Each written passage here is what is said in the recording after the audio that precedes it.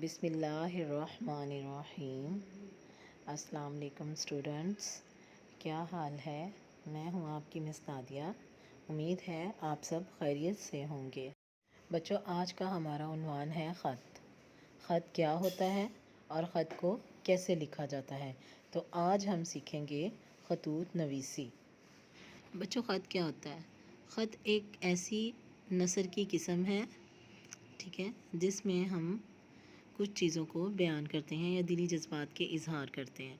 خط کو آپ کو پتہ ہے کہ عادی ملاقات بھی کہا جاتا ہے۔ خط ایسی چیز ہے جس کے ذریعے ہم رابطے یا کسی کا حال جاننے کی کوشش کرتے ہیں۔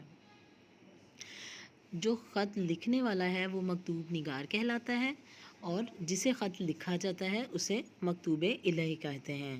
ایک اچھے خط کے لیے ضروری ہے کہ خط لکھتے وقت کسی بھی تکلف کو نہ برتا جائے، تحریر غیر ضروری نہ ہو، اور اس کے جس کو ہم خط لکھ رہے ہیں اس کے مقام اور مرتبے کے مطابق اس کو مخاطب کر کے اس سے بات کی جائے۔ سب سے پہلے ہمیں خط کا پتہ ہونا چاہیے کہ خط ہوتا کیا ہے۔ خط نثر ہوتا ہے۔ خط کے حصے کتنے ہوتے ہیں؟ خط کے 6 حصے ہوتے ہیں۔ سب سے پہلے اس کی پیشانی یعنی لکھنے کا مقام اور تاریخ۔ دوسرا حصہ ہوتا ہے اس کا القاب و آداب۔ تیسرا حصہ ہوتا ہے خط کا مضمون۔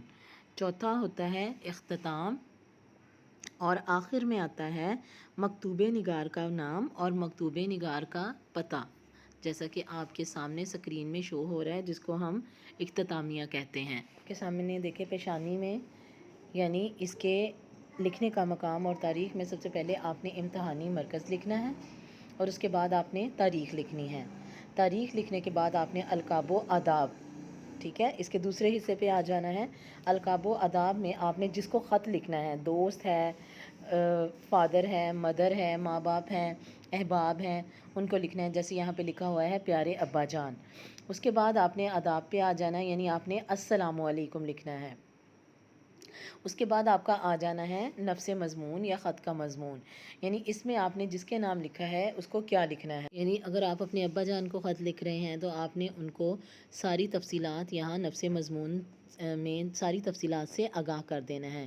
اس کے بعد آ جاتا ہے اختتامیہ۔ اختتامیہ یعنی مکتوب نگار کا پتہ اور نام۔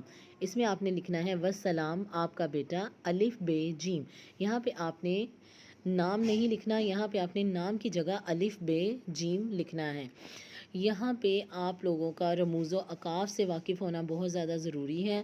ہر جگہ آپ کا جو یہ آپشنز دیے گئے ہیں، جتنے بھی حصے دیے گئے ہیں، ان کو ان کے مطابق لکھنا ضروری ہے، پھر آپ ایک بہترین خط لکھ سکتے ہیں۔ جب آپ کے سامنے خط دیا گیا ہے کمرہ امتحان، سب سے پہلے آپ نے دیکھیں اس کو لکھنا کیسے ہے۔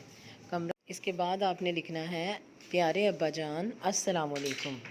آپ کو سن کر خوشی ہوگی کہ میرا آج میٹرک کا رزلٹ آ گیا ہے۔ میں نے 1100 میں سے 1050 نمبر حاصل کیے ہیں۔ اب اس میں آپ نے جس حوالے سے خط لکھنا ہے آپ نے اس کو سارا بیان کرنا ہے، ٹھیک ہے۔ آپ اپنے ابا جان کو خط لکھ رہے ہیں اور ان کو اپنی تعلیم کے حوالے سے، اپنے جو حاصل کردہ نمبروں کے حوالے سے آگاہ کر رہے ہیں۔ اس کے بعد آخر میں اب آپ نے لکھنا ہے، آخر میں امی جان کو میرا سلام اور بہن بھائیوں کو پیار، والسلام آپ کا پیارا بیٹا یا آپ کی پیاری بیٹی۔ اس طرح بچوں آپ نے مضمون لکھنا ہے، ٹھیک ہے۔ اس طرح آپ نے خط لکھنا ہے، خط کا مضمون یہ سارا لکھنا ہے۔ امید ہے بچوں آپ کو خط لکھنے کا طریقہ سمجھ میں آ گیا ہوگا۔ اسی کے ساتھ مجھے اجازت دیجیے۔ اللہ تعالیٰ آپ کو اپنی حفظ و امان میں رکھے اور خوش و خرم رکھے۔ اللہ حافظ بچوں۔